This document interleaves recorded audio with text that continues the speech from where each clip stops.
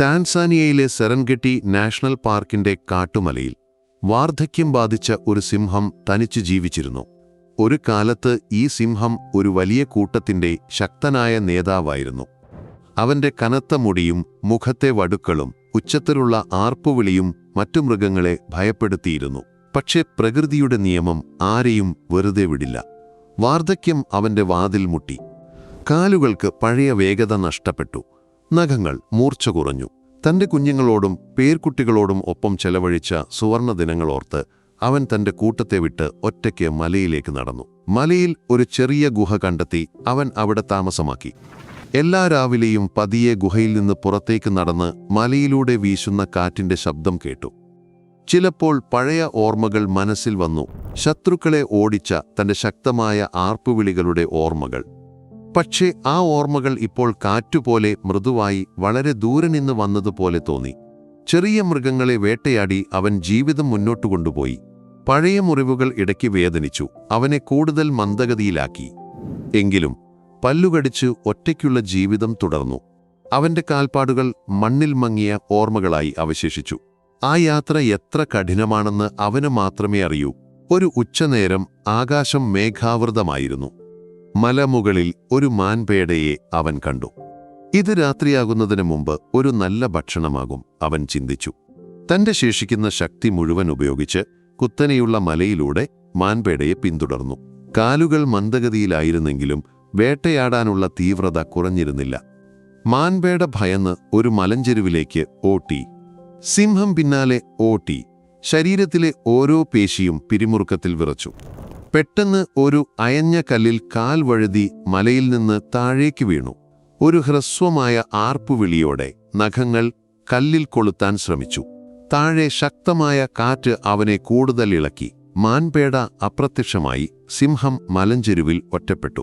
അവൻ ഉറഞ്ഞു. ഒരു ശക്തമായ ആർപ്പുവിളി മലയിലാകെ മുഴങ്ങി. 3 മണിക്കൂറോളം പിടഞ്ഞു മലയിലേക്ക് കയറാൻ ശ്രമിച്ചു.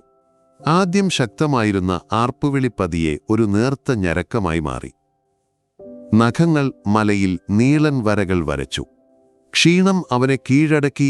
ആകാശത്തേക്ക് നോക്കി. തന്റെ വിധി ഇവിടെ അവസാനിക്കുമെന്ന് മനസ്സിലാക്കി. പക്ഷേ വിധി ചിലപ്പോൾ അവസാന നിമിഷത്തിൽ പുഞ്ചിരിക്കുമല്ലേ? ആ നിമിഷത്തിൽ കമോ എന്ന മനുഷ്യൻ, സെറൻഗെട്ടി പാർക്കിലെ ജീവനക്കാരൻ, തന്റെ വണ്ടിയിൽ അവിടെ എത്തി. വന്യമൃഗങ്ങളെ പരിചരിക്കുന്നതിൽ വർഷങ്ങളുടെ പരിചയമുള്ള കമോ പെട്ടെന്ന് ഒരു ഞരക്കം കേട്ടു. വണ്ടി നിർത്തി ശബ്ദം വന്ന ദിശയിലേക്ക് നടന്നു. മലയിൽ ആ വൃദ്ധസിംഹം തൂങ്ങിക്കിടക്കുന്നത് കണ്ടപ്പോൾ അവന്റെ ഹൃദയം നിന്നു. അപകടമറിഞ്ഞിട്ടും കമോ തീരുമാനിച്ചു, ഈ സിംഹത്തെ രക്ഷിക്കണം. റെസ്ക്യൂ ടീം എത്താൻ വൈകിയാൽ ഇവൻ പിടിച്ചു നിൽക്കില്ല. അവൻ മനസ്സിൽ കണക്കുകൂട്ടി. പതിയെ സിംഹത്തെ പേടിപ്പിക്കാതെ അടുത്തേക്ക് നീങ്ങി. മൃദുവായി സംസാരിച്ചു, ഞാൻ നിന്നെ രക്ഷിക്കും, പക്ഷേ നീ എന്നെ ഉപദ്രവിക്കരുത്. സിംഹം തല ഉയർത്തി കമോവിനെ നോക്കി. അവന്റെ ഉദ്ദേശം മനസ്സിലാക്കിയതുപോലെ അതിന്റെ ആർപ്പുവിളി ഒരു മന്ദമായ ശബ്ദമായി മാറി. കമോ ഒരു ആഴമുള്ള ശ്വാസമെടുത്തു. ഒറ്റ ശ്രമം മാത്രമേയുള്ളൂ, മനസ്സിൽ പറഞ്ഞു. സിംഹത്തിന്റെ മുൻകാലുകൾ മുറുകെ പിടിച്ചു. അതിന്റെ ഭാരം അനുഭവിച്ചു. സിംഹവും പിൻകാലുകൾ മലയിൽ കുത്തി കയറാൻ ശ്രമിച്ചു. ഓരോ നിമിഷവും ഭയവും പ്രതീക്ഷയും തമ്മിലുള്ള പോരാട്ടമായിരുന്നു. മുകളിൽ നിന്ന് കല്ലും മണ്ണും വീണു. പക്ഷേ കമോ വിട്ടുകൊടുത്തില്ല. കൈകൾ വേദനിച്ചു. ഹൃദയം വേഗത്തിൽ മിടിച്ചു. എങ്കിലും പതിയെ സിംഹത്തെ മുകളിലേക്ക് വലിച്ചു.